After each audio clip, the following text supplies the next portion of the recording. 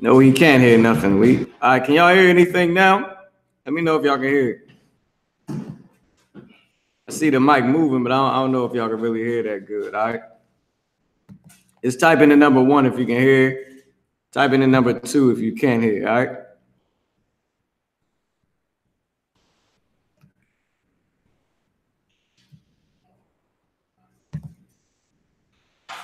I need to get a way to, I'm gonna just have to come around and do this thing right.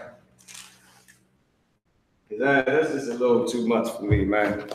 I have to get it right. No, I'm gonna try to do it just like this. I'm trying to zoom in the best as we can. Come. You think I'm gonna come over here and use that? No, you straight. Come.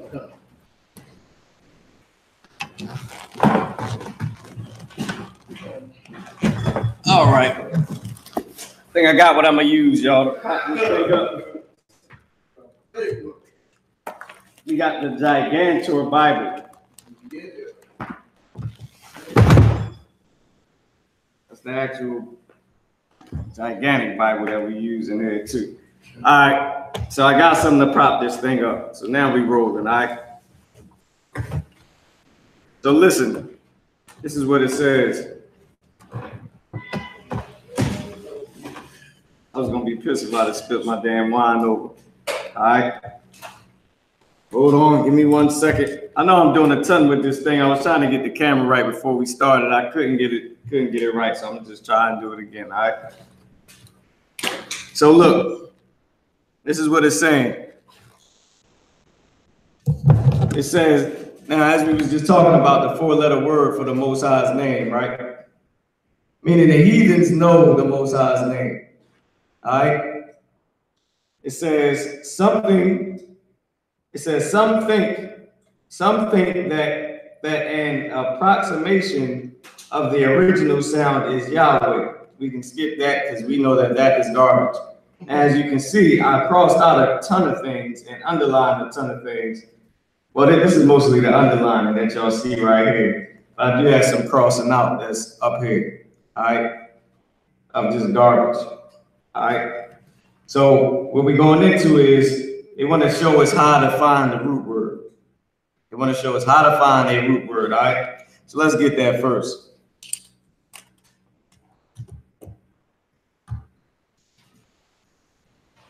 So I'm going to read it for y'all. Even if y'all can't see it as good as you want to, I'm going to just read it for y'all because it may be better to do it that way and take up less time. So it says, almost every word almost every word contains a root word, a root of 3 consonants. The consonants are these right here. And I'm all the way up here, y'all looking at the other part. I'm trying to get this damn thing right so we can do this. All right, so I'll read it to y'all and then we'll get it, and I'll show y'all examples of whatever we're reading right now. So it says almost every word contains a root of 3 consonants. The consonants are what I'm going to write right here is the characters. That's what they mean by the consonants. The consonant is just a character. That's it. Just a character. It's just the yah, the wah, whatever. Up here they got an example of a wah. It says, and now we're going to skip down. So every word contains a root word of 3 consonants. So that's what I mean by a lot of root words is 3 letters. They say consonants, we call them characters. The white man calls them letters. I'm gonna just use the characters. The root word has 3 characters, all right, or 3 letters.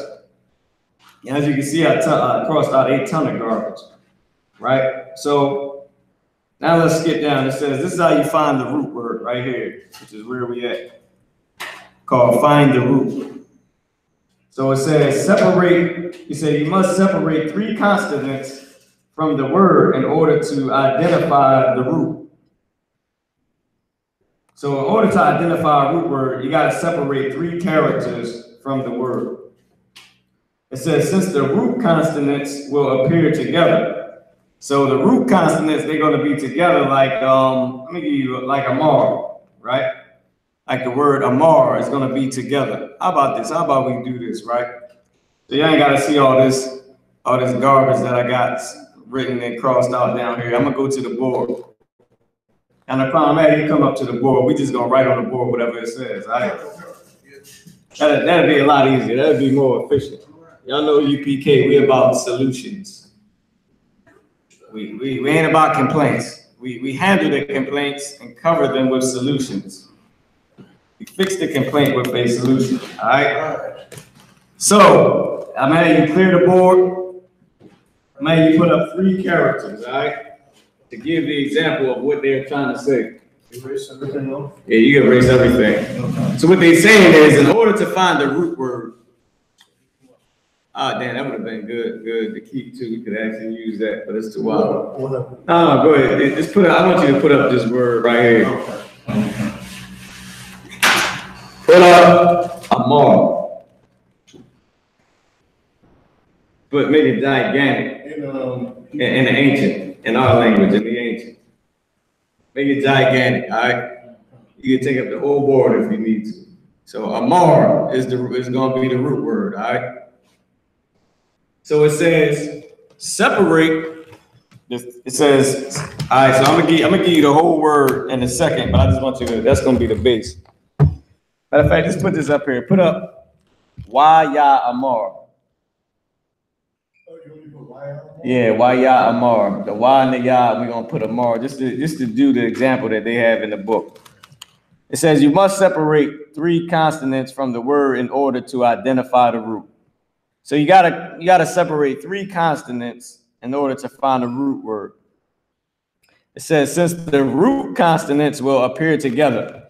Now to make it clear for y'all, they're talking about each character, or what the white man would call each letter. So you got to separate 3 letters in order to find the root word, all right? It says you can expect to find the non-root consonants at either the beginning or the end. At either the beginning, which is the right, or the end, which is the left of the word. All right, so you can either find the non-root consonants or the characters that are not in the root word. Either at the beginning or at the end. But you have to separate 3. So in this case, you would either have to separate the Y, the Ya, and the Ah, or you have to separate the Ah and the Mar, the Ah, the Ma, and the Ra. Because 3 of them are going to be the root word. And you know that the consonants that are not in the root word are either at the beginning or they at the end. You might have yum at the end. You might have Y-Ya Amar, Amarwa, meaning and they say. So you're going to have to separate 3 of them to try to figure out which one is the root word. Now, let me remind y'all something, that this is the white man's way of trying to figure this out. I'm just explaining it to y'all, but the 7 heads of the school, down to Commander General Yohanna, they already did the research. They already did all this for us, all right? So a lot of this is going to be a breeze, all right? Can you see it? Yeah, we good. All right, so it says the Y at the beginning of the word means and. So they identified that Y at the beginning of the root word means and. And it says, okay, it says Y at the beginning of a word means and regardless of the vowel which appears with it, meaning the little dots that the white man uses. It says it cannot stand by itself as a word in Hebrew. So the word and can't stand by itself. It has to be connected with a word. So it's never just going to be and. It's never just going to be Y. It's always going to be Y, whatever you're trying to say, all right? So now, I'm gonna read y'all this little, it's like a little statement at the bottom. It said, especially in the early learning lessons, you will rarely have a complete biblical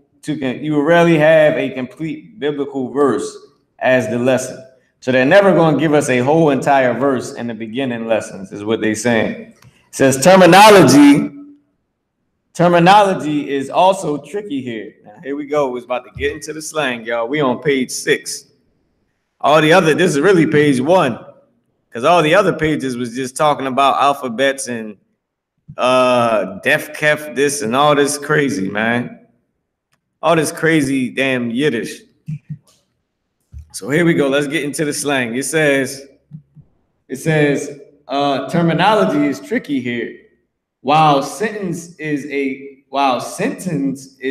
clearly defined concept in English grammar, it is not so clear in biblical grammar.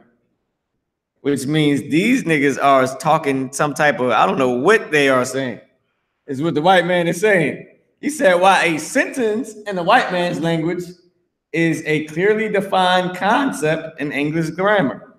That's what he's saying. Meaning, how you doing, sir? Or would you like to come to the store with me? I am going to the store. Listen, to hell with all that. Be like, nigga, you coming? Coming where? To the store. All right. That's it. Nigga, you coming to the store? Yeah, all right. Or you might not even get the first part. Listen, you might just get, yo, I'm going to the store. All right, I'm out too. That's it. Yo, I'm going to the store means what? Now, the white man, if you come to the white man, Mr. Peterson, you say, yo, I'm going to the store. He say, oh, all right, that's nice. That's nice, buddy. And that's it. He don't get it. He don't get that you asking him, do he want to come? Do you want something? All of that is in one sentence with us. Y'all crying, hey, look, man, I'm going to the store. Oh, all right, sir. Look, yeah, can I come? Can you grab me something? Like that, I'm leaving it open for you. I mean, that's brotherhood. The white man doesn't know brotherhood. You say, yo, I'm going to the store, Mr. Peter Smith. Yeah, that's nice, buddy. Okay, you damn idiot. Okay, devil. I was trying to say, did you want something? I mean, you should have figured that. It's slang. I guess you don't know slang. But anyway, with us, that's what they saying. They saying that a sentence in Hebrew ain't so clear. A sentence in biblical Hebrew is not very clear. All right. So let's move on. All right. We're gonna finish the example that they're giving us. All right. This Y.AHNNA is part of the example that they're giving. It says, when such a Y is followed by, I'm gonna skip all that because that part I crossed out. It was garbage. It started talking about the connector. Let's skip down. It says the word is a verb. All right, meaning this Y.AHNNA word is a verb. We already identified that the Y at the beginning means and. That's what the white man said. Said it means and, right? He said the word is a verb. A verb is an action word. It says the subject of the verb, a pronoun, is indicated by the character or the letter following the Y, which the character following the Y is the Ya. You got something in your beard too, y'all. So the character that follows the Y is the Ya. That's the character that's after the Y. All right. Everybody was saying there's no sound. I guess the sound is back. Most High in Christ. Damn right. All right, no sweat. So now, so the Ya is after the the Ya is after the Y. All right. So let's keep going. It says which here is the Ya. So let me just read that again. It says the subject of the verb. Meaning this action word, the subject of this action word is indicated by the following character, the character that follows the Y, which is the Ya. So the Ya is the subject of the verb. What is Ya in front of a root word? It means he. So and he meaning he's the subject of this. It indicates it. Is indicating the subject of the root word. That's why the Ya is there. And it's showing that it's masculine. All right. It says when such a pronoun subject, meaning when the Ya is there, proceeds the root, this pronoun is called a prefix, which we always talk about because it goes on the front of the root word. And we say that the verb is in prefix form. Wow, Mr. White Man, I feel you. It says the verb should be translated in past tense. Now we're gonna start breaking down what it's saying, all right? So what it just told us is that this yah that comes after the wah, I'll just give you to y'all in slang, goddammit. I ain't got to keep explaining it. It's pissing me off. What it's saying is, look, the yah is the person that it's talking about. That's it. Out this little word, the yah is the person that it's talking about, and it's indicating that it is a man. It's saying, and he. All right? I'm pretty sure we all got that. So listen. So it says, having accounted for the wah, you are left with three letters. Oh, Salaki. Having accounted for the yah and the wah, you left with three letters. Amar, the ah, the ma, and the ra. All right? It says, which you can assume are the root. Meaning we're just going to assume that that's the root word. Because whenever you have a yah following a wah, we know that the wah means ain. And whenever you see yah in front of the root word, is indicating what? There's the subject. I mean, let me go back to what it said. It's indicating the person that it's talking about. I'm trying to do it the white man's way. It's not working. It's indicating the Negro that it is speaking of. All right? That's what it means when you see the yah there.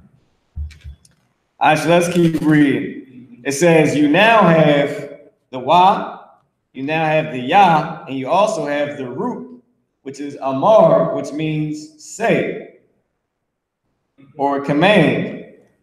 So it means say. All right. So now we're gonna read on. So now we identified the root word. It says, and he said. But remember, it told us that it can be translated as past tense. So it'll be, and he said. It said the verb should be translated as past tense because they say that it is in prefix form. That sounds so damn gay for some reason. It's in prefix form. I'm in prefix form, y'all. That's just some homo. Anyway, it's past tense, all right?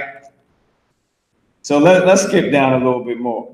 It says the stem. The stem indicates whether there has been some change in the basic meaning of the root. Now, the stem is just the root word. So the actual root word, which they call the stem, it's called they got different types of stems, which I'm not going into, all right? But it's different types of stems that the white man calls them stems, which sounds homo to me still. But he calls them stems to indicate what the word is actually saying. Remember, he's trying to figure out our language. All right? But we're going to skip down from the goddamn stem because we don't need it. He needs it. We don't. All right? But I'll read it anyway. It says, variations of the basic meaning are indicated by additions to the root. That's what we need. We know that the variation that changes from the basic meaning are indicated by additions to the root word.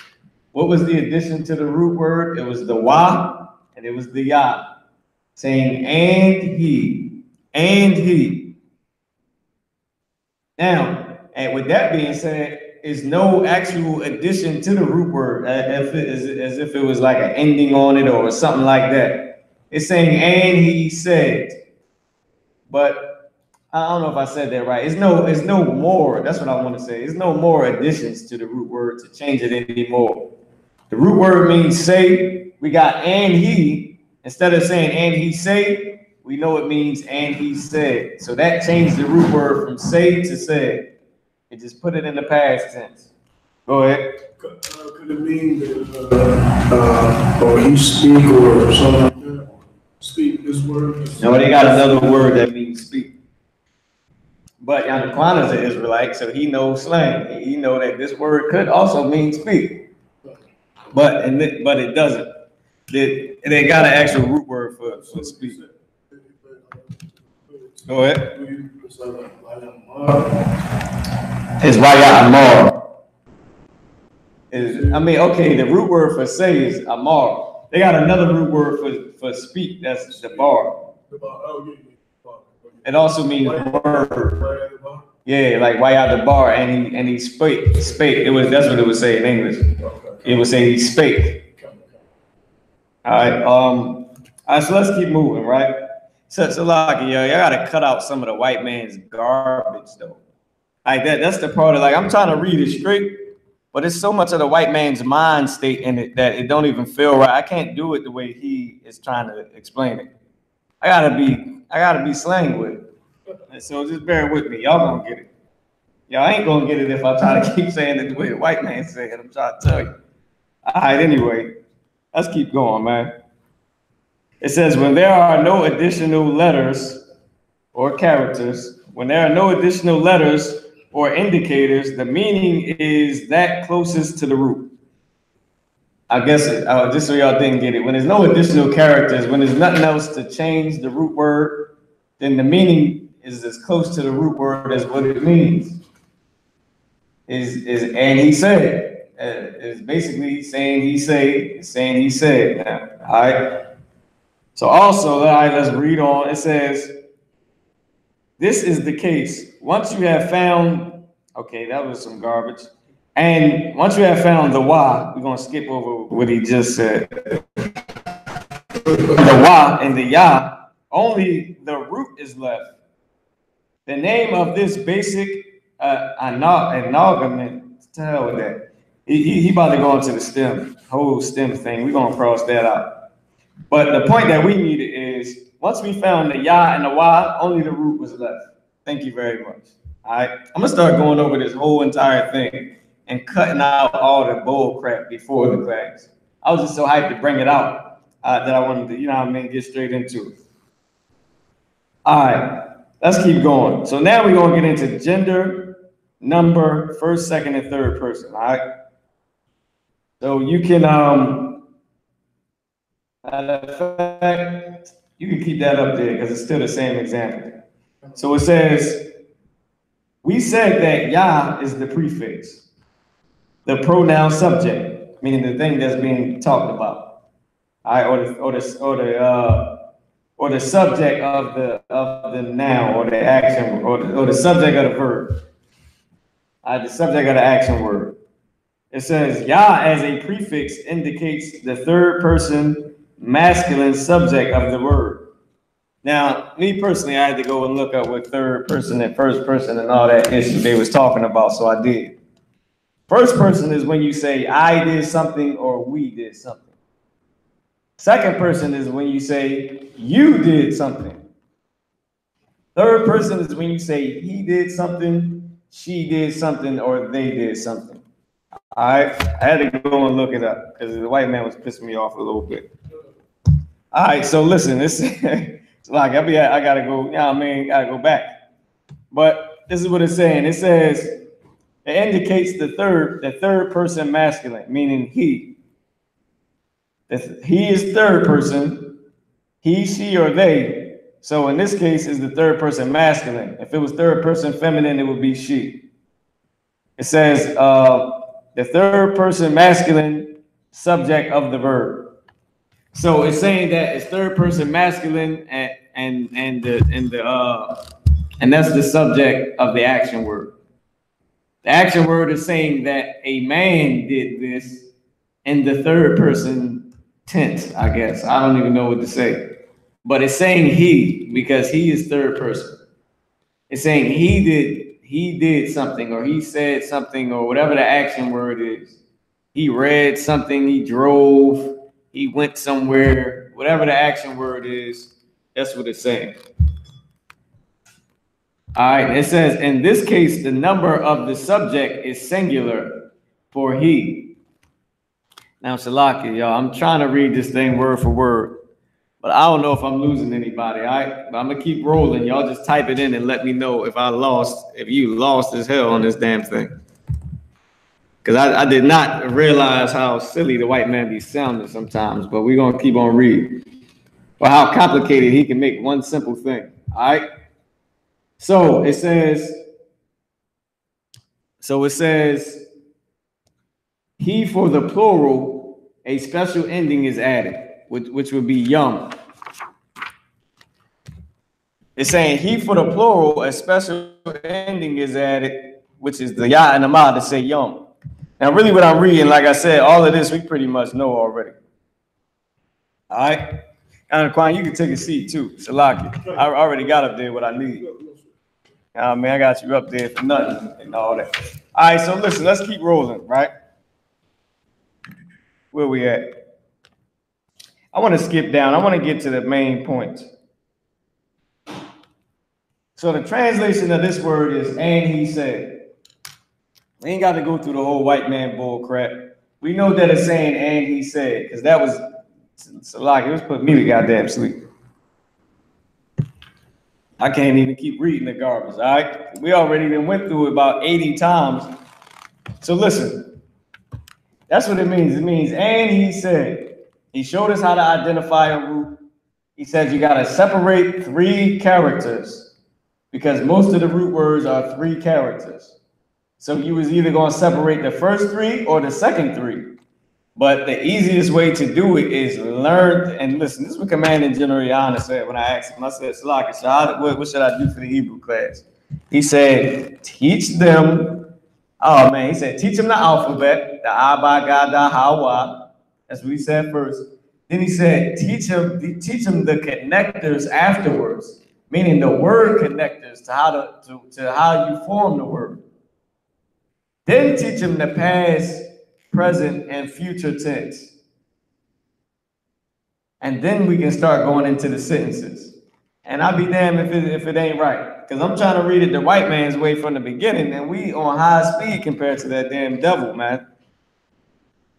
Trying to go all the way back and do it right, it ain't working. So listen. The white man said you gotta take away 2. Now, and this is why it doesn't work. This is why it doesn't work. For us, number 1 is our language. Number 2, that word is long as hell damn near to me. Look at Alahaya. Look at why Alahayaka. The hell am I? Which 3 am I going to disconnect? Especially when I'm in the Sabbath service and trying to read the damn Hebrew. Now, when I'm on my own trying to read it, it's still going to take forever. So why don't I learn the connecting words first? We already knew that why meant and ya meant he. So what's left is whatever else ain't the beginning of it. And we learned what goes on the end. So more than likely what's left is this ish that's in the middle. And that's probably the root word. Now I just got to figure out what the root word is, all right? So we're going to skip past everything that the white man was just saying so far, and we're going to go to something else, all right? Oh, this is what I want to give y'all real quick. I want to give y'all this. Yana Kwan, let me know when you're ready, y'all. All right, let me read this for y'all. It says, in biblical Hebrew, the normal word order is verb to subject. So the he contained in the verb refers to the subject. Because, and so, hold on, where's the teacher staff at? Hold on, Akin. We got to come around and get this thing, man. I got to show y'all what it's saying. Basically, you already know. I'm going to try to do it from here. What it's saying is, I'll read it over, and it's saying that the verb comes first, then the subject.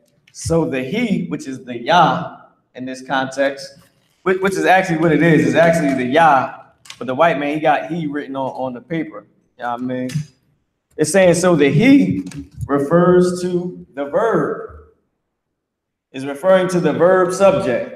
So with that being said, long story short, he's just saying that he is speaking about whatever the actual verb is. I mean, whatever is referring to whoever the actual subject is. A lot. So the he right here is referring to the actual subject. Now, I can speed up for y'all because this is our language, and the white man is silly as hell. So the lesson was Waya Amar Yahweh. Remember, that's the lesson we're on. We're on lesson number 1, which is Waya Amar Yahweh. So the Most High's name would be coming next after this. And we was reading in Hebrew, right? So this Yah right here Now, what it's saying in English is, and he said. It is literally saying, and he said. But you gotta remember to put it in past tense. We speak slang, you know how words go. The word can mean say. Of course, I'm not gonna say, and he said, because he ain't here to say it right now, so it's obviously past tense. It says, and he said. Now, this right here would not be in the actual sentence. This Yah right here would not be in the actual sentence. It would say, and it would still be here though, in the Hebrew. Like it would still be written on the paper, but you would not see the word he. It wouldn't say, and he said. Sometimes it may say, and he spake unto Moses. But that's if the word God or the Most High's name is not followed after it. It could just be a part of the root word. It's still referring to whoever the noun is. It's still referring to the subject. So you would more than likely see why Yah Amar Yahweh, meaning and God said. This Yah is representing that the person that is talking about is a male and is one male. Or else you see why Yah Amar Wah, and the Yah and the Y at the end would indicate it's saying they said. And they said. Remember, we went through that last week with all the connectors, all right? So, going through this book right here, I see now that I'm not going to have to quote every little damn thing from the white man.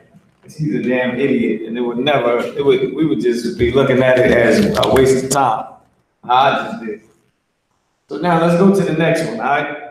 Let's go to the next one. I want to get into the word order. We're going to go into the next lesson. We're going to go straight to lesson number 2. And we're going to look at the word order and what it's saying, all right? And Aquan, I need you to double time, huh? We're going to get right into the next lesson. I mean, Yanaquan, come erase the board. You know what I mean? And Yanaquan, come erase the board. We'll move this cord over. You ready up? I need you to erase the board. I'm going to have you put up this whole sentence. We're going to break down this whole sentence. I don't know. See, look, that's the good thing of the Lord. We ain't got to go little baby steps with the white man and our language. After we done spent months learning this damn language, man. Learning our goddamn language. Let's break down the whole sentence, all right? We're going to break down the whole entire goddamn sentence. Y'all ready? Israel, y'all ready? Listen, we've been waiting a long time to get to this point. I'm trying to, listen, y'all know it. We're waiting a whole long time to break down a whole sentence in Hebrew and know exactly what it's saying, all right? So I need you to write this up on the board, Yanaquan. I need you to write. I'm going to give it to you. You can write it in the ancient. To hell with the other damn Assyrian, all right? For right now, we just doing the ancient. We doing our actual language. Here go the book. You can write it right here. It's highlighted at the top. We're going to do this whole sentence, y'all. Before I give it to Yanaquan, I'm going to try and show it to y'all. We're going to do this whole sentence right here at the top. The whole thing that's highlighted. This is Exodus chapter 6, verse 2, where all the fake Israelite groups jam up the Lord's name. All right, here you go, Yanaquan. You got it. You can take it away. Most High Christ, Yanaquan, you can grab the book out. You can take it away.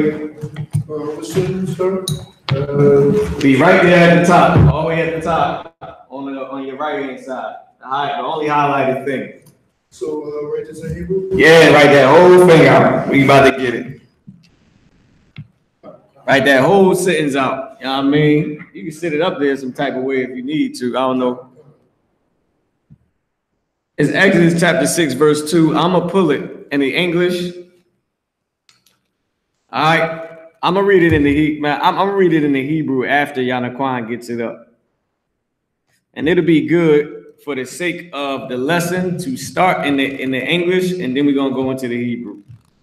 Or I could read Hebrew, English, and then we break it down in the Hebrew. All right. We can start with that. To hell with it. Start with that. So listen. Let me get Exodus chapter 6 and verse 2.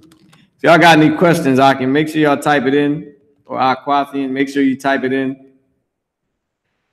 But here we go. This is the moment of truth, y'all. I know y'all probably did this in a few other classes too, as well. Well, I mean, we didn't broke down the whole goddamn prayers. But we're gonna write it out on the board and break down every word. All right.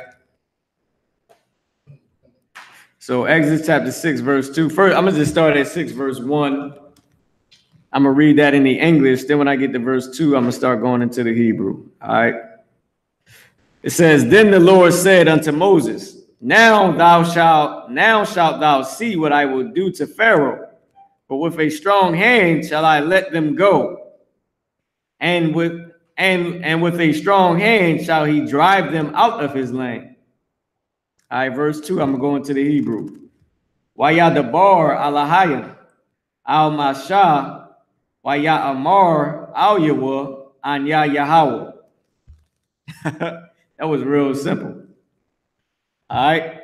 And this is what it says in English. Exodus chapter 6, verse 2.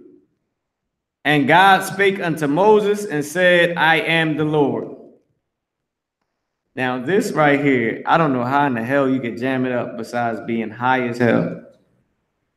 High-minded mixed with really being high. That is the only way you gotta put a ba. Wayad the bar. Why, come on, Yana, I need you to just go through this. It's 8 o'clock. You can't spend all day on it. All right, so we're gonna do the whole damn sentence, man. Man, I really want to read a little bit more of this to y'all too, because I don't know how in the hell they jam this up. I'm gonna read down to verse 6, all right, in the English. I ain't gonna read in the Hebrew. I'm gonna just read in the English down to verse 6. It says, "And I appeared unto Abraham and unto Isaac and unto Jacob by the name of God Almighty, but by my name Yahweh was I not known to them." And it says Jehovah in the goddamn English. We know about the tetragrammaton and all that. So we know that it doesn't really say Jehovah in English. It really means Yahweh if you know about the tetragrammaton, all right? And if you know actual Hebrew. Verse 4, "And I have established my covenant with them to give them the land of Canaan, and their pilgrimage," Salaki, "the land of their pilgrimage, wherein they were strangers. And I have also heard the groaning of the children of Israel, whom the Egyptians keep in bondage. And I have remembered my covenant." Now, if you a damn Egyptologist, what in the hell are you trying to? It clearly say that we ain't Africans. Like it say that we are the Israelites and that Egyptians had us in captivity. And you still Kemet. You still Nuwapian. Are you kidding me, man? Anyway, let's read on. Let's read verse 6. It says, "Wherefore say unto the children of Israel." Hold on, y'all. Now, this one right here. I mean, if you F this up, you are just high, man. You stupid. The Lord then re-blinded your simple behind because you damn disobedient and unloyal. And you probably high as hell. I'm going to read Exodus chapter 6, verse 6. "Wherefore say unto the children of Israel, I am the Lord, and will bring you out from under the burdens of the Egyptians, and I will rid you out of their bondage, and I will redeem you with a stretched out arm and with great judgments." Now you mess up the Lord's name. Oh, when it says "I am the Lord," oh my goodness, yo. I can't wait till Yana, you got the double time out so we can crush this damn lie. This is the basics of grammar, all right? The reason why they talk about a higher, shar, higher, and all this silliness, my man, what are you talking about, man? A higher, shar, higher. Right after that, it says, "I am the Lord."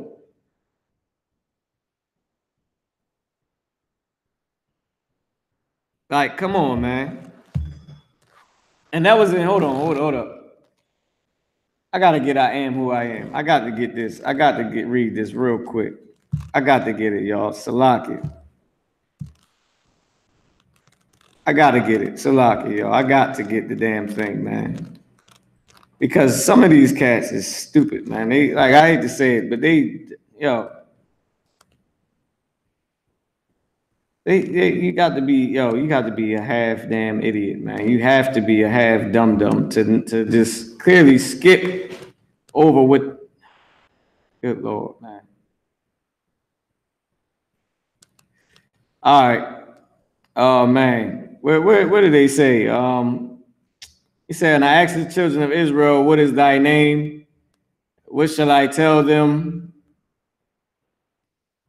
Oh, I can't get it. Where is it at? Somebody type in where is that, man?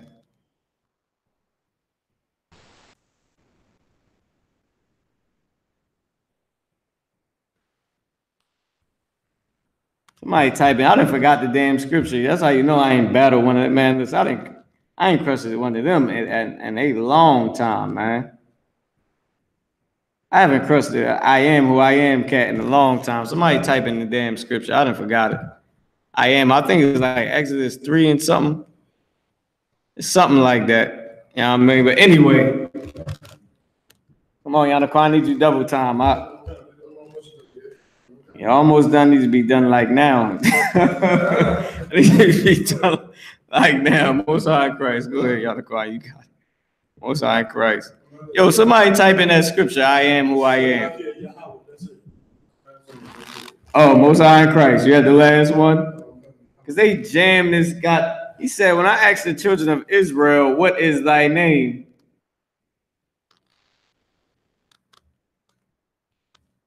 What shall I say unto them?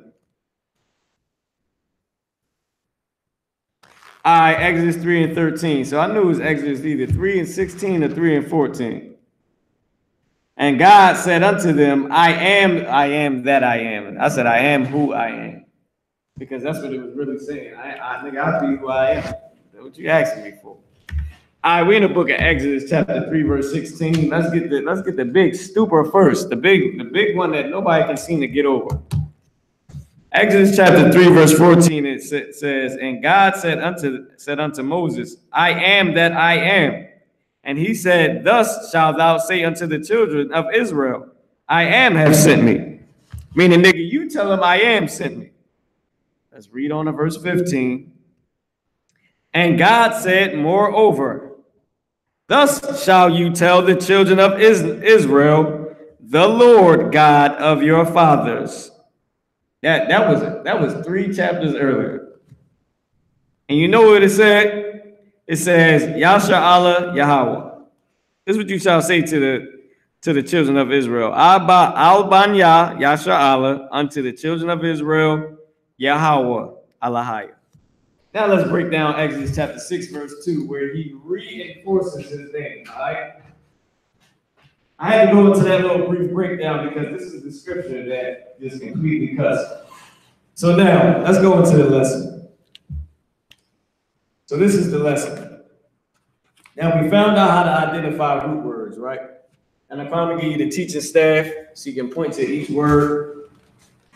All right, so let's get into the lesson, y'all. Salaki for going into all that, but I needed to, so when we break this down, they can look extra stupid. All right. So now it says, I'm gonna just skim over to what the white man says. The word that Yanakwan is on is Alahayim. It says it means Elohim or God. We know that it's Alahayim and not Elohim. That's Yiddish. All right. It says nouns like verbs are built primarily on 3 roots, on 3-letter roots. Here, the root has a masculine plural ending, meaning young. It's talking about Alahayim. All right, so the first word that is breaking down is Alahayim. That is the first word it's breaking down. We broke down, oh, Salaki. Wait, did I skip Yadabar? I did, I skipped Yadabar. So let's get Yadabar. So look, Yadabar, I want you to put what it means. And we're going to break it down, all right? You can erase the top of that. All right. We're just going to put exactly what it means. It's a lock it to everybody that's online, man. I'm trying to take my time with it so y'all can get it. So now let's go to Y got the bar. We know the Y means and. You put and on the top of the Y. The very first character. So we know Y means and when it's at the beginning of a root word. That was perfect. You can make it a lot, you know, if you can make it a little bit bigger going up. So Y means and. So when you try to identify the root word, we're going to do it our way by looking at the beginning of goddamn connector. The white man talking about separate 2, 3 letters and all. Come on, you damn fool. You see the whole board full of damn letters? I keep separating 3 letters. You damn idiot. How about I just learn what they mean? So the first one means and. The second character we know is a yah. A yah at the beginning of the root word. You see? Hey, that makes so much more sense.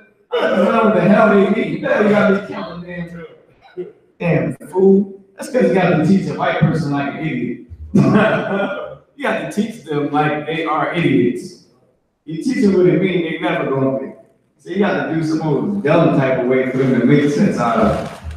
Alright, so the second character means he.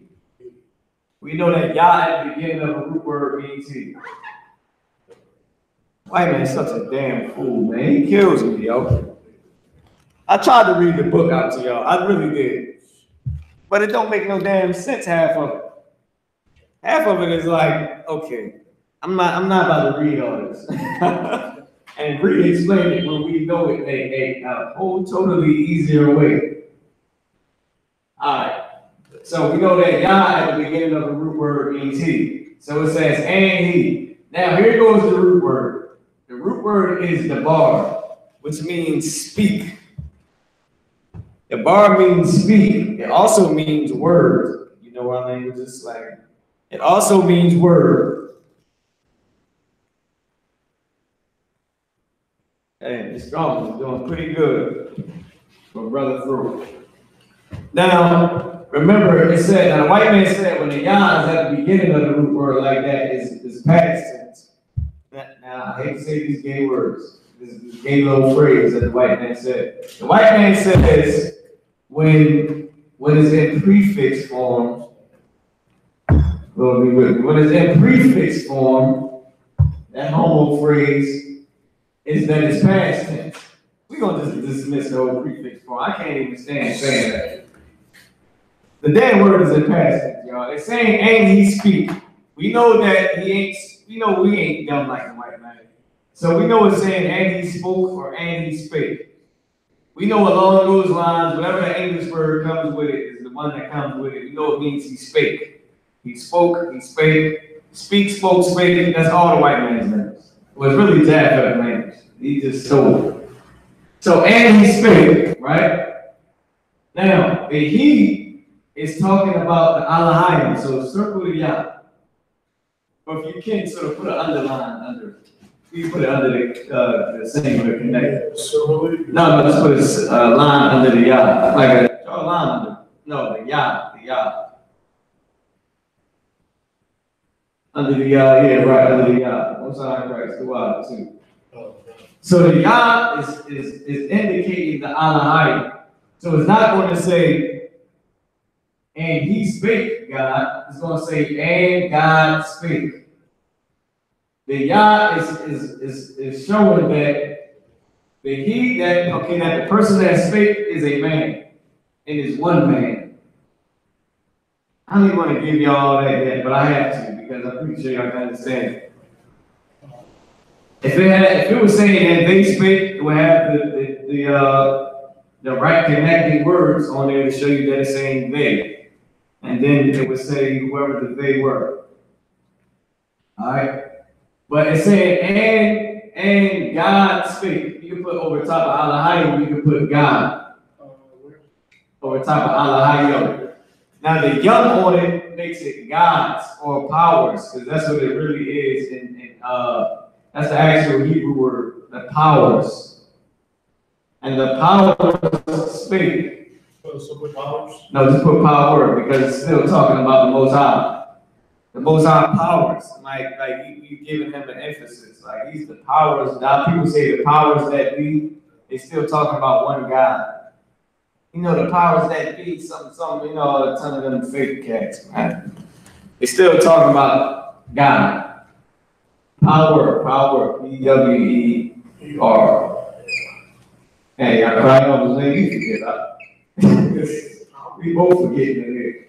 So what it's really going to say is, and the power speak. So you can erase the he. You can erase the he right there over top of the yah. All right. We just going through it as the lesson is right now. I don't know if y'all can see it clearly. Let me know. Try to get a lot closer to the board. See if y'all can see it, man. Let me know if y'all can see it or not.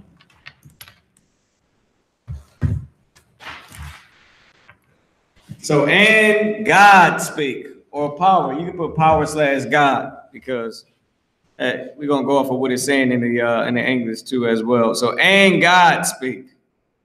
That Yahweh underlined it because it's pertaining to the word God or power. He's saying, and the power speak. All right. Go ahead. His brother, right? He's like F God and this and that. And he said what he was like F God and all this, and he was like, what's God spelled backwards? He said, dog. I said, what the hell? Yo, our people, man, we suffer. I said, wow. I don't even blame the brother. He's suffering. Damn. Oh, yeah, that is. He's trying to figure out a way in life. And the only way he came up with was what's God spelled backwards. Right? Because the white man is the devil. That's why he's saying that about his power. Right? But, you know, the word of God, it really don't matter. But he's trying to figure it out. He's trying to find the Most High and this lost. I told him so. I mean, sweat. So now the word al. Yeah. So we learned before that the word al means to or unto. The word al means to or unto is the next word after Elohim. So you can put to. You said after I? Yeah. You can erase the I.S.U.P.K. You can just put the word to up there. Right, okay. Yeah, you erase that whole thing. No sweat. We are the UPK. They ain't got to worry about it. They don't want to see. They see Israelite school up here on the goddamn online classes.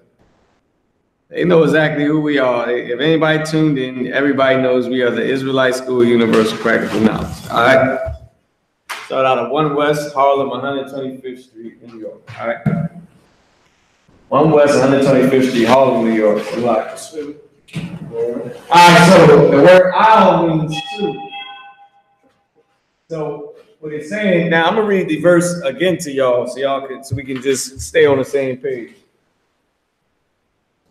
I'm gonna go back to Exodus chapter 6, verse 2. I'm gonna read it again in the English. All right, because I did a ton of reading, but I wanted to get into this breakdown real quick. And once we're done, they cannot deny that this is the Lord's name, not to mention he's saying it in the English.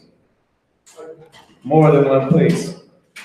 All right, so it says, it's Exodus 6:2, it says, and God spake unto Moses. Oh, damn, what's going on out there? So we got, so far we got and spake God. We got and spake God. That's what we got. And spake God to. That's how far we got. All right. The verse is saying, and God spake. Now you can see where it says, why got the bar, and spake, or and he spake, but the yah is pertaining to the subject of the verb. All right. So it's saying, and spake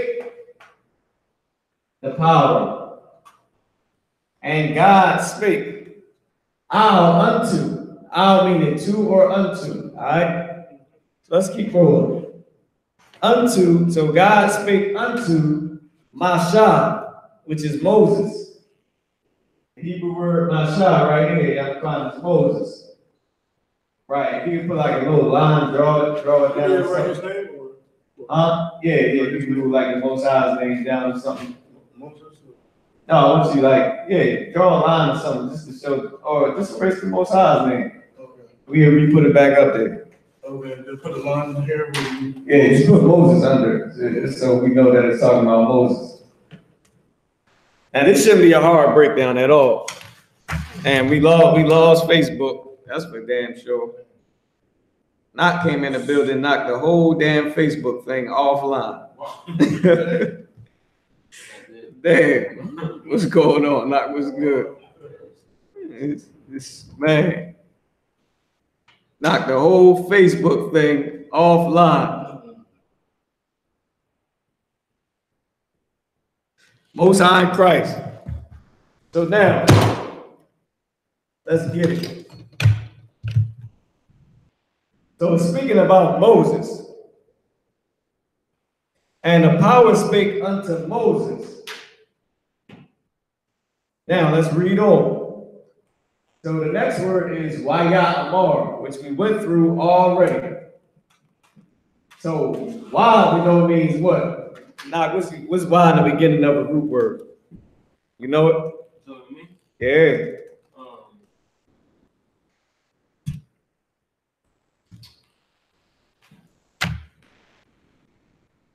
You don't know it, it's cool.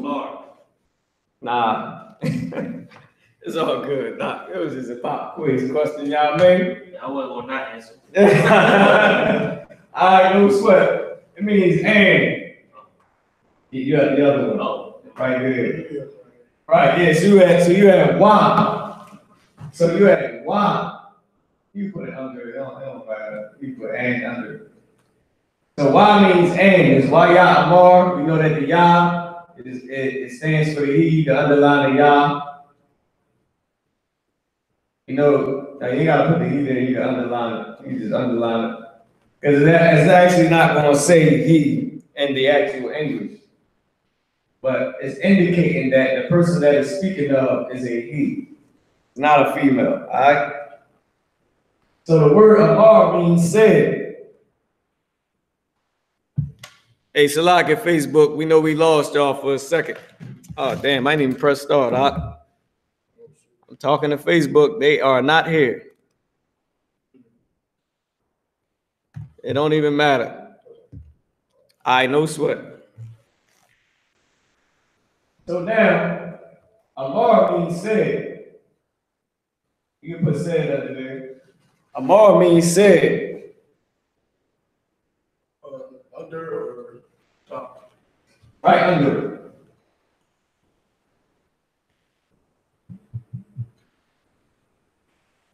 There you go. And said. So the next word is what? What's the next word in Hebrew? Yanaquan, you got it. You can read it.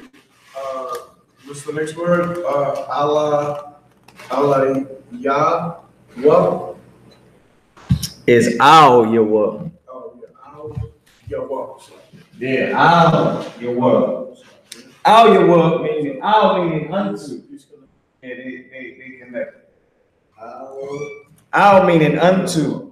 So I'm gonna read the verse in English again. It says, and God spake unto Moses and said unto him. Now this word means unto. Now in this form, can you underline the Yah for me again? Right here? The Yah. There you go, yeah, perfect. Now in this context, the Yah is used as a connector to connect. So can they see that, sir? Okay. Did they see it? Let me check and see if they can see it. Let's see if y'all can see this thing over here. They can see it. It's a little bit. You still got to figure out the camera, but it's all good. A little light up here, but they can see it. So the Yah, meaning in this context, meaning unto. Meaning unto. It's still real, very light, but it's all good.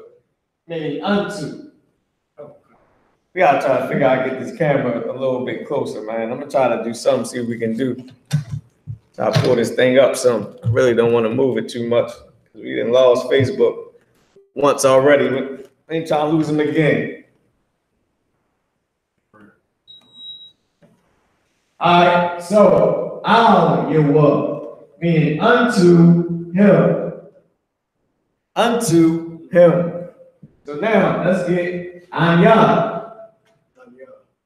Yeah. Oh, it's like you gotta put him under that as well. Where is it? Right, it's right under the unto because it's saying unto him. Oh, Because we know that Y at the end of a root word means what? It means his or him is possessive, or what the white man would call objective.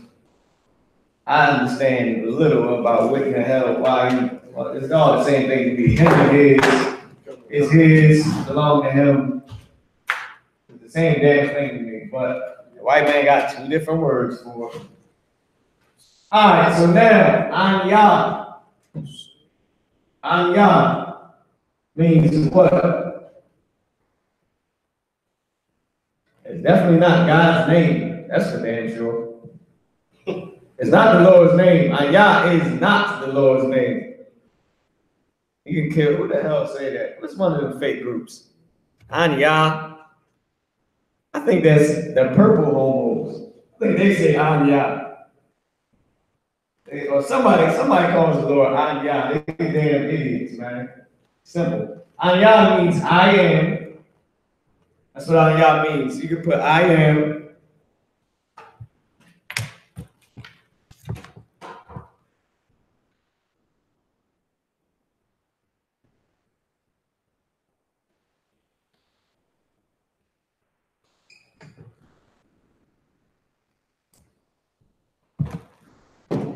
Closer to make the connectors, separators more defined. All right, so bring it closer. All right, let me see. Let me try to get the camera closer, man. See what we can do. They saying bring it closer. I'm gonna see if I can get it closer, a little bit closer for y'all, without jamming everything up. We definitely lost Facebook doing this thing right here before. Go ahead. You want me to put it on the chairs where I had it before? Yeah, let's do it the old school way how we used to do it.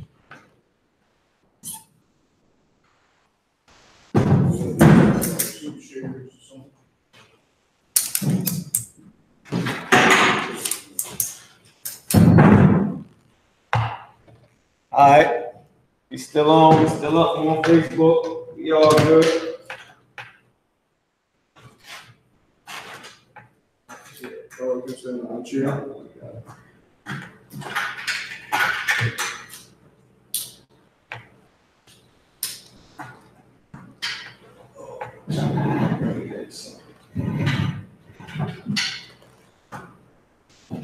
One of these, we usually do it some type of way. I can't exactly remember.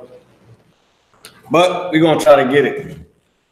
So Lockie, y'all bear with us, man. We're trying to make it better for everybody that's online to see it a lot better, y'all mean?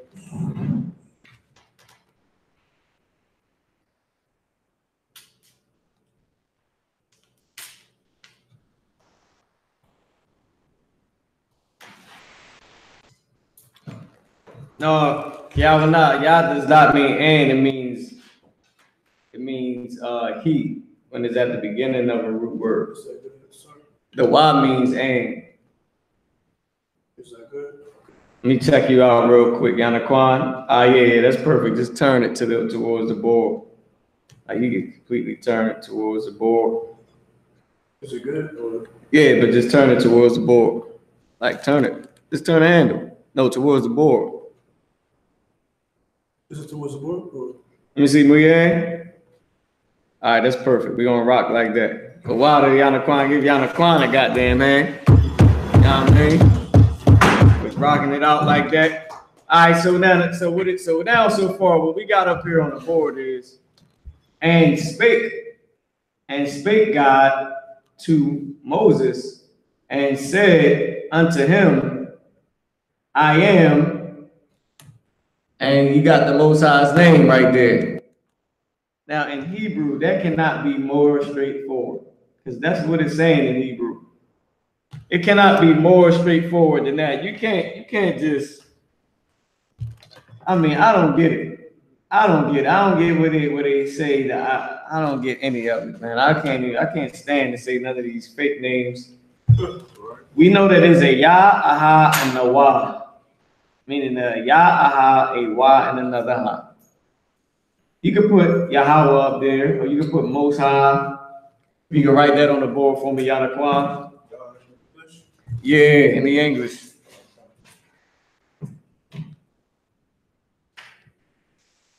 Beside it? Yeah, that's perfect. You know what I mean? You put it right beside it. Now, I don't know how anybody would, in their right mind, would jam that up besides not knowing Hebrew. That's it. You just gotta not know Hebrew, and you would mess everything you just saw up. All you have to do is not know Hebrew, and none of this will make sense to you. I mean, and Lord forbid, man, trying to listen, I got to give it to the 7 heads of the goddamn school and give it to Commandant Gen.YAHANNA and all the generals, officers, and captains, man, for struggling with this goddamn Hebrew. Give the U.P.K, get a Lord hand. I mean, damn Hebrew, trying to read with, listen, we started out reading the white man's words. I quickly got pissed off. I mean, I'm talking about immediately. I read like 2-3 sentences that I was done. I said, look, that's it. That's it. I can't do it, man. I'm not about to repeat this silliness that I gotta skip over lines and Negesh Forte. What the hell is that? Like it literally said Negesh Forte. I had to cross it out. What the hell are they talking about? Go ahead. If I could, I thought about what the white man was saying. Yeah, I put a high at the end of the Most High's name. Yeah, at the end of the Most High, just an H at the end of the Most High's name. Oh, yeah. So like, go ahead, Yana, what you saying? So I was saying what the white man be saying in the Hebrew, like in the Assyrian, he be saying yo hey vav hey, and then he know this is the Lord's name right here. He know that. Yeah, I know he know it. But see, black people is not seeing it. They don't see what the Jewish man be saying like that about this. About the Most High's name. You know. Damn right. Yeah, Yana, he definitely know what the Lord's name is. He proved. Listen, he said this is the sacred 4-letter damn thing for the Lord's name. I forget what he said. There I go jamming up trying to figure out what he said. When he could have said this is God's name, but he had to go. This is the sacred 4 letters of the holy name of Israel and their God. Like, come on, you damn fool, man. Go ahead. I think I seen that one. That's the one. I think he be saying what this name mean. So he be, you know, like when they do like this, like they had something like this, and then they have that thing standing there, whatever this is, and then this. Oh yeah. I know exactly what you mean. This God is strict. He's saying like, you know, he be breaking down the name or whatever.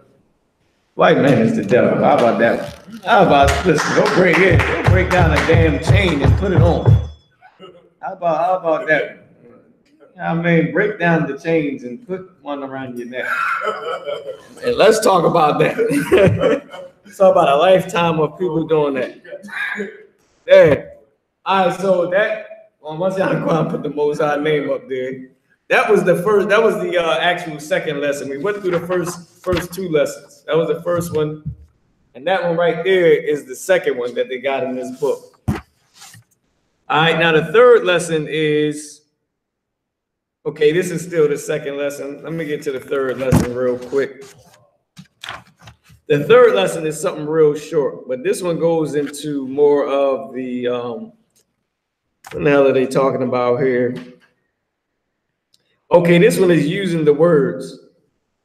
This one is going to what I was telling you about before. They go into the root word.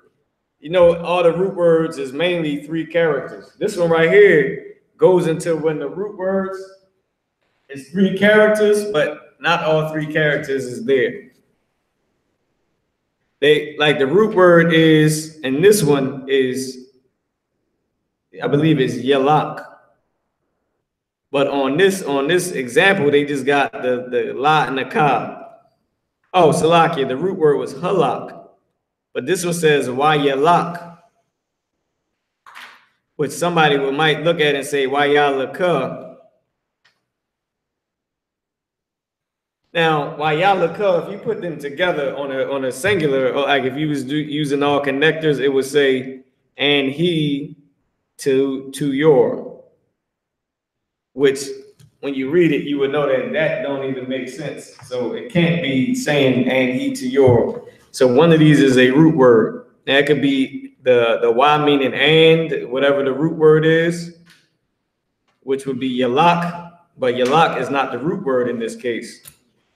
Yalak is just the connector, which I want to go back to. Let me go back to the connector part and tell y'all what it means. When that Yah right here, for our you, when it says unto him, right here, when it says unto him, get the Yah. Right, there you go, right? This hit the Yah for me though, y'all recall? Yeah, right there. Perfect. The water. The Yah, this is what the Yah is. Now I'm gonna read the white man's words, all right? It says the Yah, okay. I'm gonna read the actual, I ain't gonna read the actual word that he uses for Yah, but I'm going to say Yah. The Yah connects this preposition and the suffix. Translation is to him. So the Yah connects the preposition and the suffix in this case. The Yah is just used as a connector, all right? Now let me see, it's something else where they use this same example. But they just really mention it maybe a few times, like once or twice, that Yah is also used as a connector. Let me just read the whole thing for you. It says suffixes are either objective, meaning him, or possessive, meaning his. A suffix attached to a preposition is the object of the preposition. Meaning when the suffix when the ending goddamn connectors, see, look, it's pissing me off again. I'm gonna read it straight and then I'm gonna break it down. A suffix attached to a preposition is the object of the preposition. Meaning the ending is what the word is talking about. Is connected to the word, is the object of the actual root word. And therefore objective, the Yah connects this preposition and the suffix, translation, to him. White man makes everything so damn stupid, man. Like I don't get what the hell he had to say all that for. He can say, listen, this word right here at the end connects the other one. Oh, we out? Oh yeah, damn, come on. All right, so now let's get into the third lesson. The third lesson is short. You can erase that off the board, the water. So, yeah, you erase the whole thing. So we broke down a full sentence in the Hebrew. We broke down many damn scriptures in the Hebrew as far as prayers and all that. So we're getting a little bit further. We're getting a little bit advanced. I just don't know if y'all following me, man. Like this. That's why I encourage y'all to go get that book, man. You gotta get the biblical Hebrew working textbook. You have to get it, man. You have to. Because it breaks a lot of it down. I knock you up on the board, man. Come on, you gotta get in the class. I know you're probably tired. I don't know where you're coming from, Mark, but yeah, I'm pretty sure you're probably tired. So look, this shit, it's a lot. This little breakdown right here is a few words. There's a few words, man. All right, so this all you got right up here is at the top. You can see it's on page 12. It's at the top, highlight. That's it. You just write those 3 words up there. These 3. No, on the left-hand side. Oh, yeah, at the top. Yeah, right under the lesson. It's the third lesson. So we went through 3 lessons today. Went through 3 lessons today. This one is the third lesson that we're on right now. If you can write them gigantic so everybody can see it, because they really can't see like that down there. No, just write it as big, like you can take up the whole board with it. Basically, you know what I mean? Just leave a little bit of room for us to write at the bottom. They probably can't see everything online. Look pretty good. Look pretty good. Cool. Yeah, that's cool.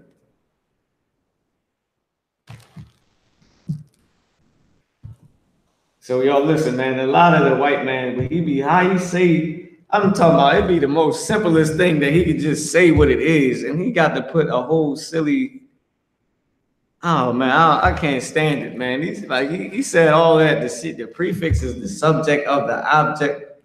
Like, just say the words at the end, the characters at the end is what the root word is talking about. That's it. Damn. I mean, by the time I get to the fourth sentence, I'm completely damn angry.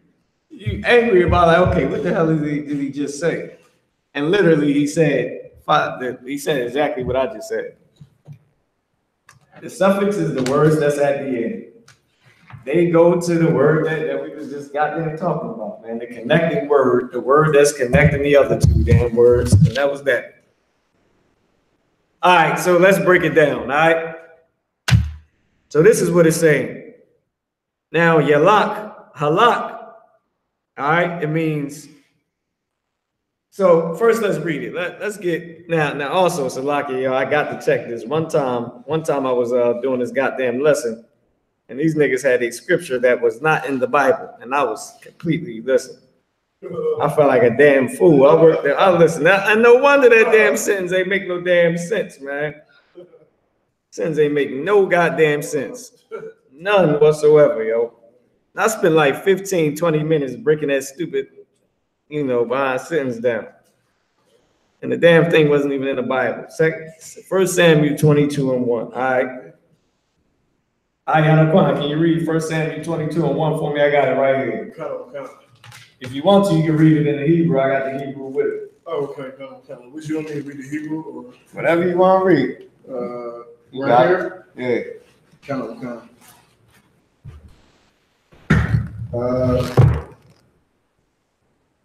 Is this why? If you don't know the Hebrew, though. Hey, I was saying if you want to, goddamn. Yeah, read it in English, man.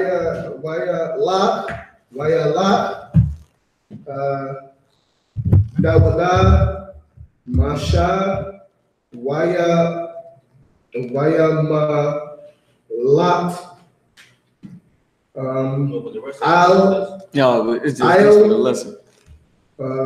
Ma'ai Rav, Wav, Swahili. Is that that's an R, right? Yeah. Ma'ai Rav, I Dalam. Okay.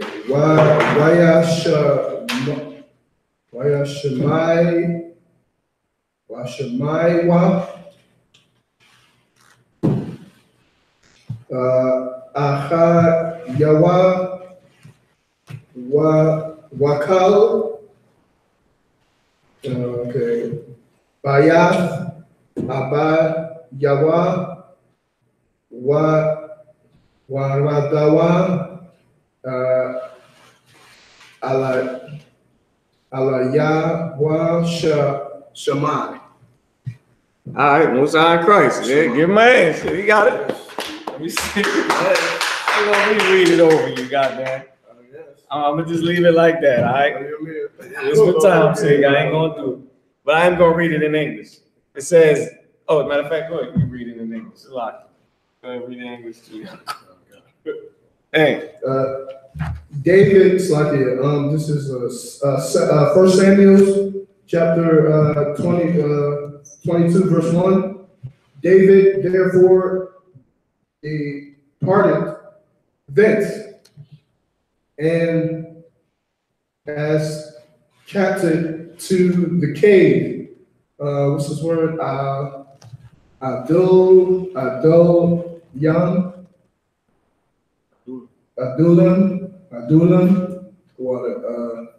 and when his brethren and all his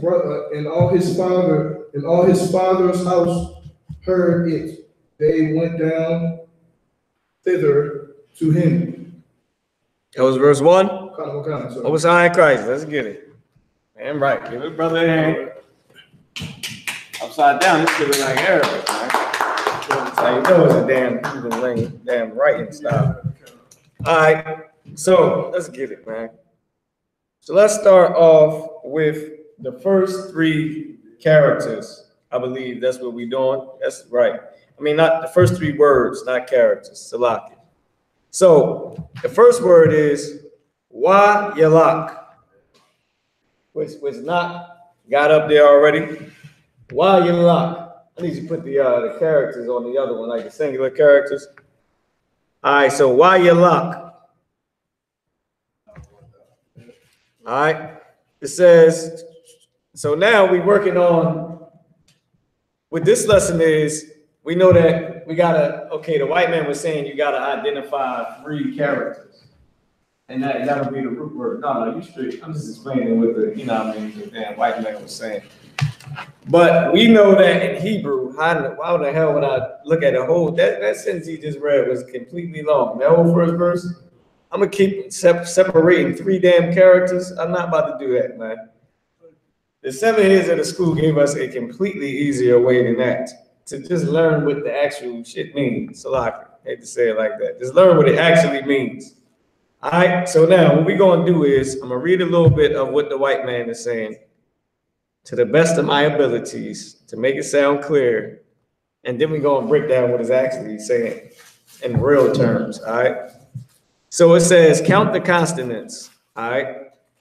It says, there is a total of 5 consonants. I'm gonna skip that part because he started talking about the Yiddish. It says, you are thus left with only 2 consonants, which is the la and the ka, on the first word, which are the only 2 that are connected, which says lak. It says, since you need 3 for the root, since you need 3 for the root, 1 consonant is missing. You can determine where the letter is missing, beginning, middle, or end, and which letter is missing. So you can determine where the letter is missing, whether it's in the beginning, the middle, or the end, and you can determine which letter is missing by the vowel underneath the prefix, meaning by one of them silly little dots, that because the white man on this paper is pointing to some dots. So he's saying, you see, like I had to skip a ton of it. So he's saying the way that you can tell what letter is missing is by these little stupid dots that I'm about to put up there. Now, it's written in the scripture without those stupid little dots. So we would have to learn the root word or learn what the meaning is, which the white man is just not good at explaining. So anyway, let's keep reading. It says, when a root letter is missing from a prefix form of the verb, the position of the missing letter, and also which letter is missing is indicated by the vowel underneath the prefix consonant, which is, once again, they talking about the little dots. This vowel is, I'm not reading that, Salaki. I'm not. It's called terse, T-S-E-R-E. The terse. No, he actually talking about 2 little dots. Oh, that's Salaki. That's what I'm saying. Like, this shit don't make no sense, man. I refuse to, listen.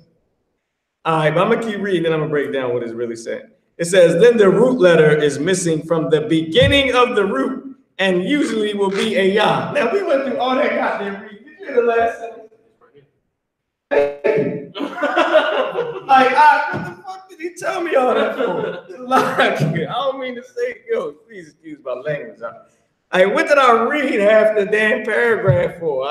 The last one was what I needed was right at the end. I already had it highlighted. Yeah. But I'm just saying, I read through it so y'all can understand why I keep skipping over this white man's bullcrap, man. So let's get to the real meaning, all right? It says, then the root letter is missing from the beginning and will usually be a ya. So this is what he's saying, right? It's saying, Salaki. This is what I gotta go back to some of it. He said when a root letter is missing from a prefix form of the verb, meaning when there's a ya at the beginning, like not so clearly just pointed out, when there's a ya at the beginning and you can't find the 3-letter root word, then guess what?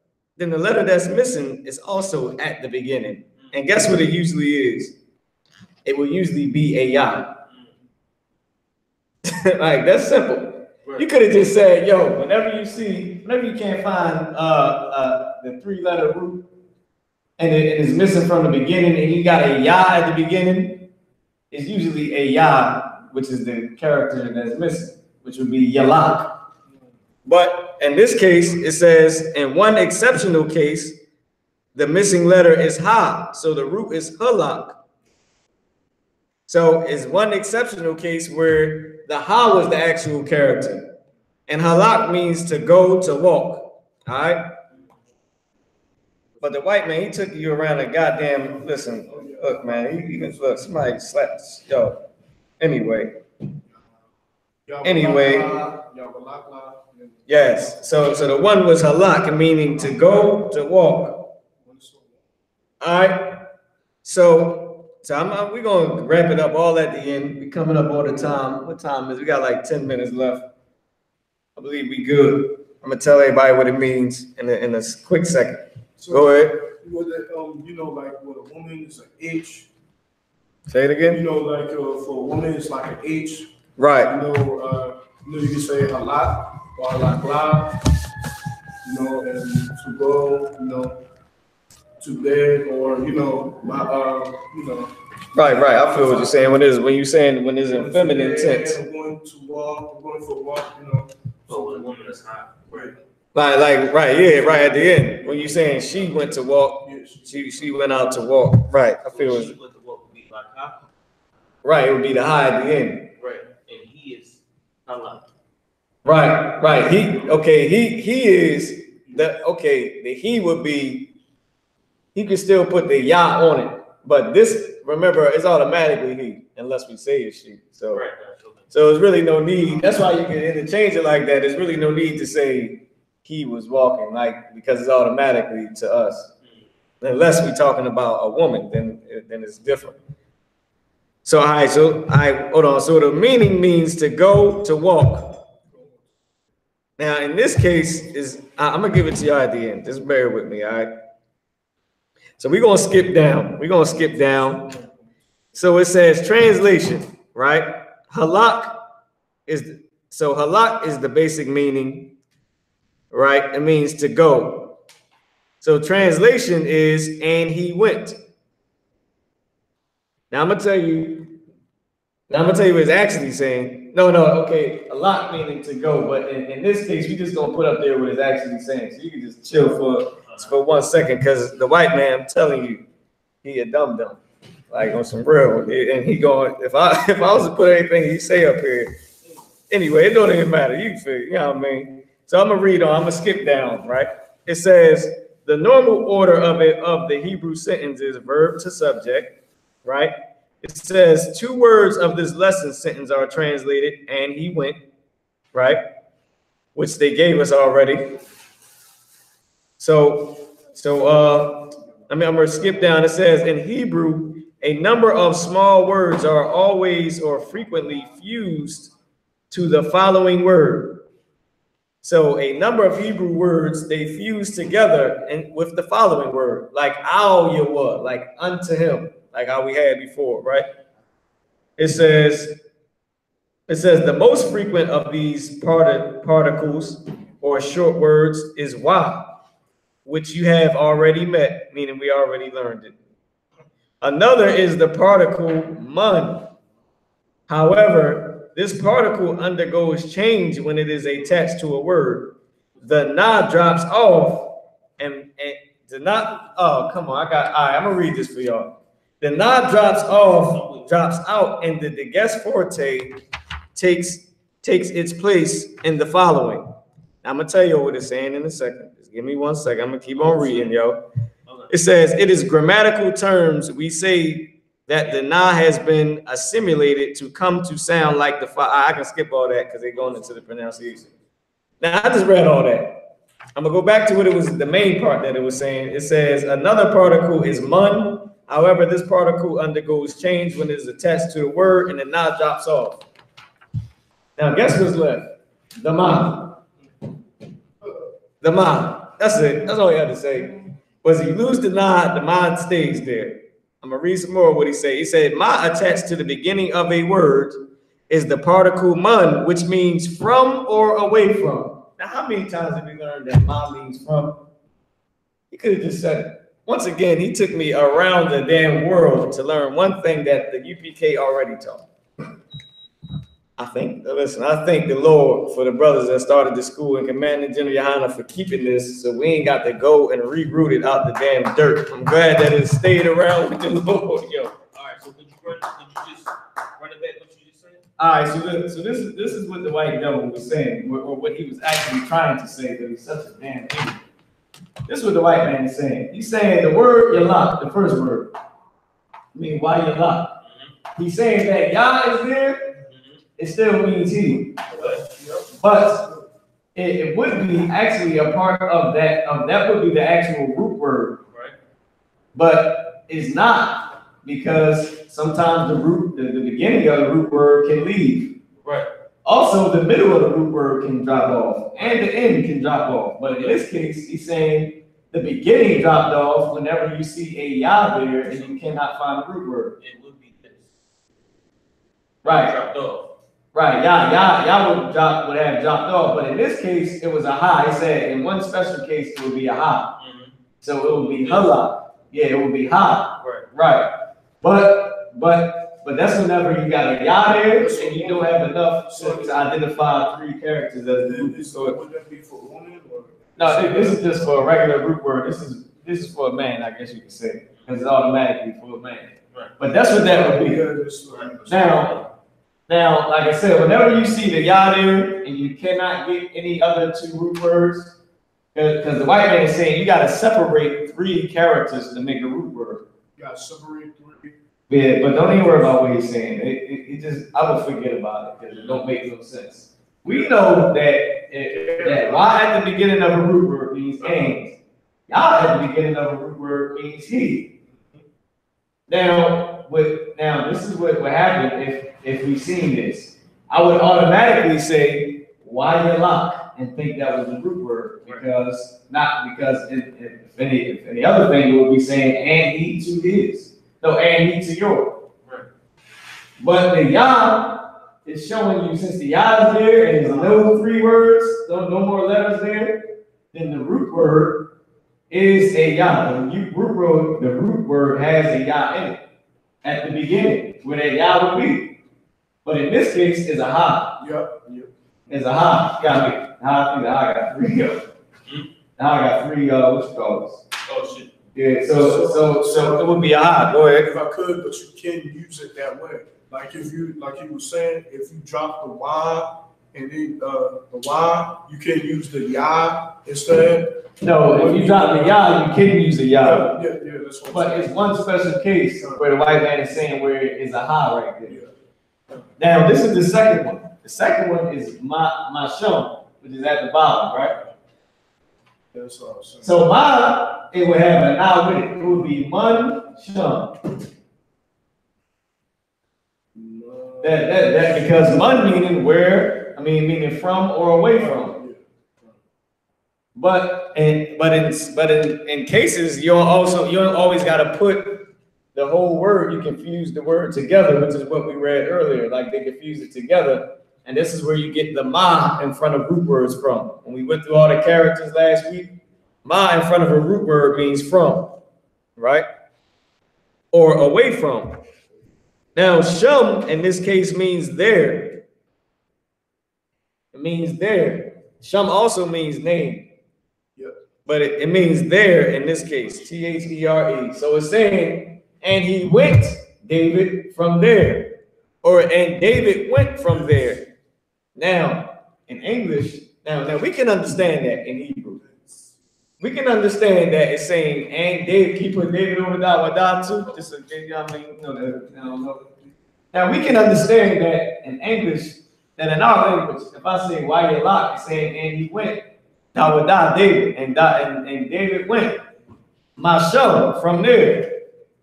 And David went from there. Now in English, this is what it's saying. Read the verse again, Yalaquan. Do you got the phone? I got it right here. You can read it again. This is what it's saying. Now they didn't give us the whole verse like they were saying. They were saying that we ain't gonna do whole verses yet. We just gonna do some phrases. But I did break down the whole verse in Exodus. Oh yeah, go ahead. Samuel's 1, chapter 22, verse 1.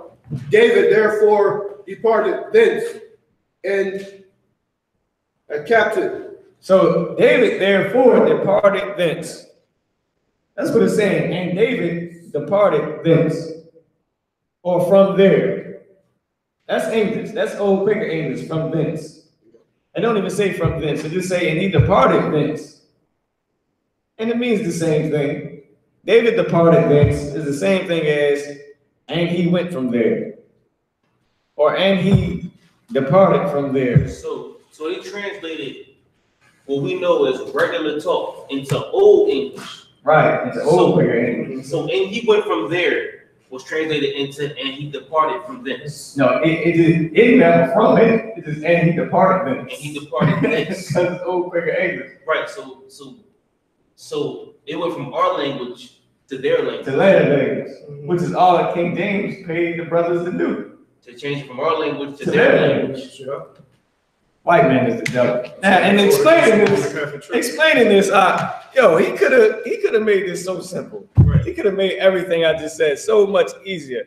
It took 2 hours. We read like 3 pages, yo. And I didn't even read the whole 3 pages.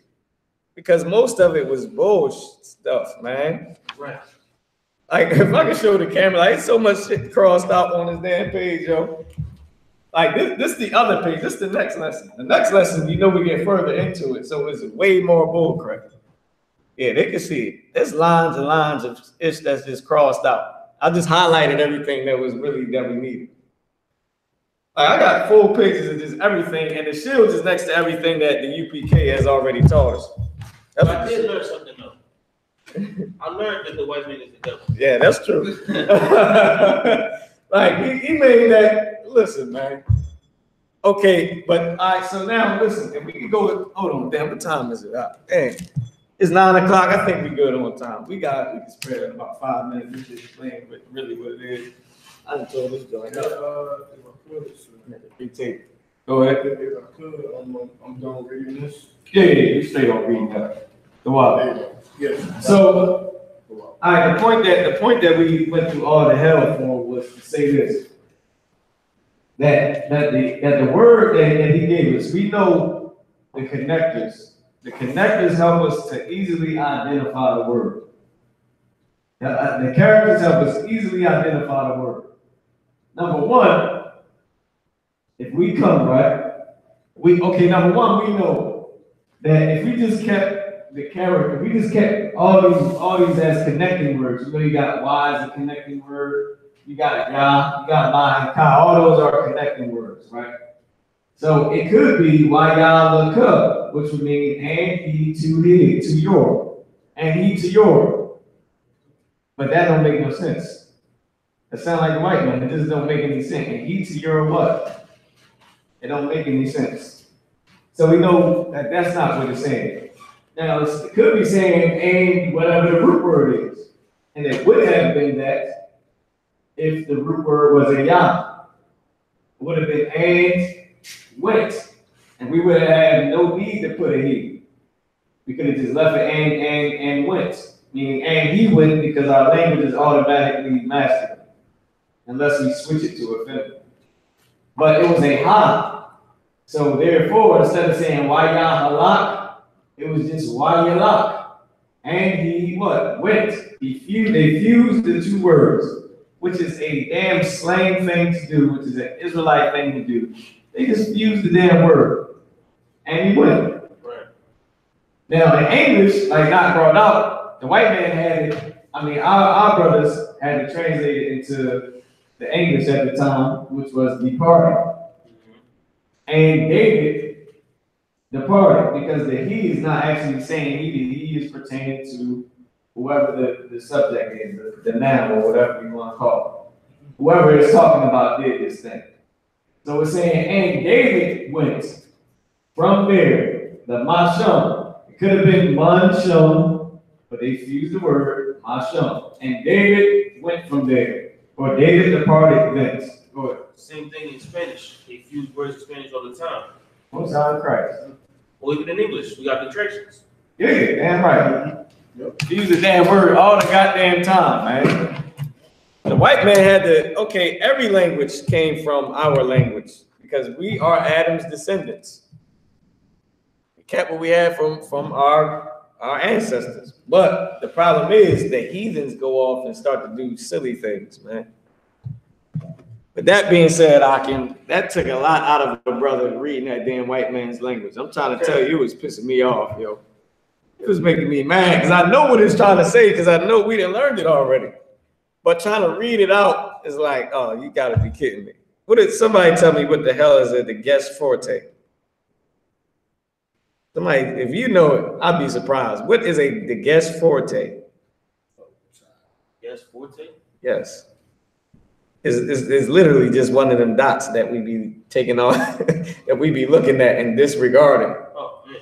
But the thing is, he is using it in the language like, so when you see the guest forte and you see this and that and the third, this is the preposition. It's like, hold up. Like, what are you talking about, man? Just say it. A lot. Author of confusion. Yeah, he's the author of confusion. Wonderful for bringing out the scriptures, man. The turning of things upside down. Why would he do this? All right, y'all. So that's it. We're going to wrap it up for the class. The Wada the Knock, you can take a seat. The Wada Yanakwan, you can take a Yanakwan and give knock a hand. They put it down. For the Most High, the Wada to the Lord, get the Most High hand. Got to get the Lord a hand. Take some questions. All right, it was supposed to say why, no sweat. No sweat. It's all good. So it was supposed to say why, no sweat. I just seen that. What? Nothing. It's all good. You can take a seat. All right. So now we're gonna wrap it up. So with that being said, let's grab Yanakwan. You can grab the prayers. Yep.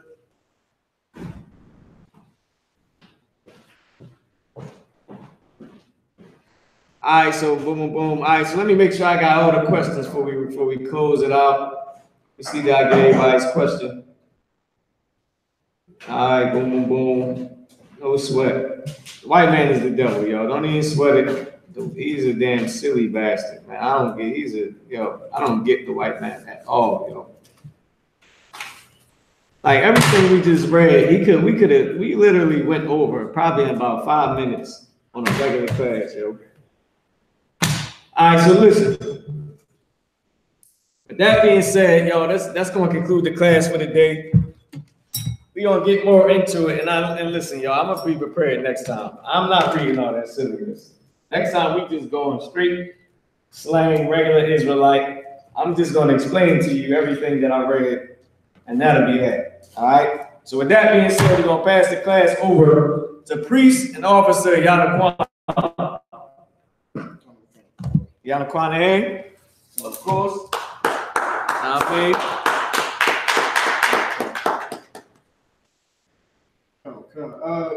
Israelite school. We are I.S.U.P.K. started on 1 West, 125th, Harlem, New York.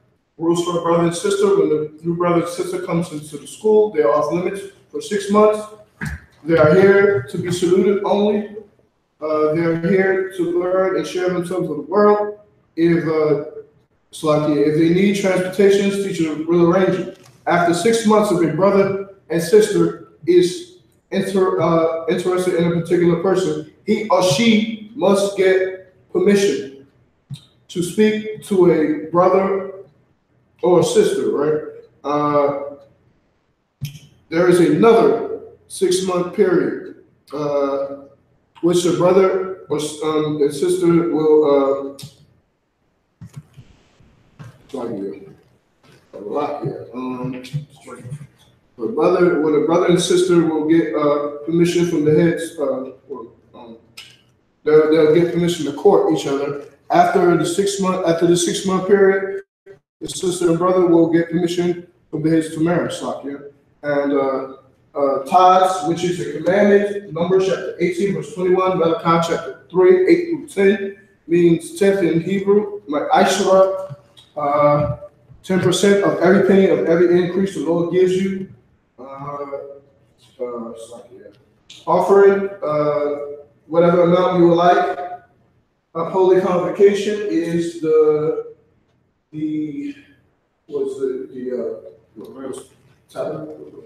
the Feast of Purim. Feast of Purim. All right. This one, the Feast of Purim. Yeah, it's the one at the 14th day and the 15th day of the 20th month. It's going to be Monday, 18th. February 18th, so here, and Tuesday 19th, so here, February 2019, and you can check it out. Esther 9, 20, and 31. So. Go ahead, you got it. All right, Most High Christ. That's about it. Listen, we got the Passover coming up. You know. Oh, you did that already? Oh, go ahead. You got it. All right, Most High Christ. We got the Passover coming up. Is April 20th. All right. April 19th gonna be the trials. April 20th is the Passover. April 21st is the Feast of Unleavened Bread. What else? Okay, it's gonna be at Jamaica, Queens, New York. All right, Jamaica Avenue in Queens, New York, the Woodhaven Ballroom. It's $200 per family. Book your room with the I.S.U.P.K hotel. Get your hotel room. Pay your tithes. Pay your Passover fund. Let's get it in, all right? With that being said, I'm Madrim, which means to stay. We go ahead and we're gonna do the salute. All right, men of Israel, we're going to give one Qadash salute. I.S.U.P.K. Abajah, Barak, Yahweh Shem Yahusha Brakdom. Yadamata, hands down. What I just said was, Lord, bless you in the name of Christ. All right, and we're going to give a salute to the sisters. All right, sisters, you're going to stand at a 45-degree angle, your feet at a 45-degree angle, and cuff your hand with your head down. All right, and all right. So, when I say Barak, you're going to place your right hand over your chest. And then, all right. Sar, turn, face the sisters. All right. Man, Israel gonna get one courtesy salute. Count. We're gonna give where it comes courtesy salute. I.S.U.P.K. Abajah, Barak, Yahweh Shem Yahusha. And when you know what I'm saying, when I say this, you repeat it. Lord, watch over you in the name of Christ, or Yahweh, you know, Jesus Christ, as in the bastard tongue, English. So that's, all right. Yadamata means hands down, class dismissed. All right. That's it. Right? Yeah.